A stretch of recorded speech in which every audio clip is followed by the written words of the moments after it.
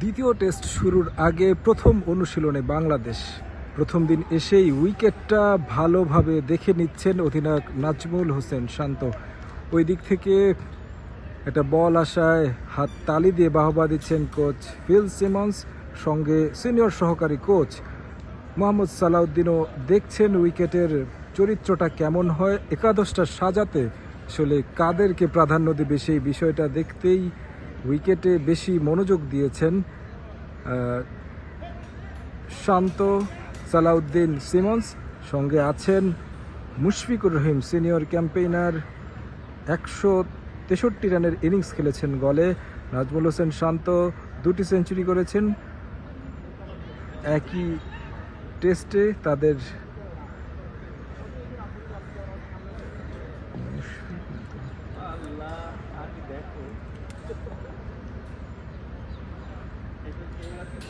Wicket দেখে বের হচ্ছেন মোহাম্মদ সালাউদ্দিন, নাজমুল হোসেন শান্ত এবং ফিল সিমন্স।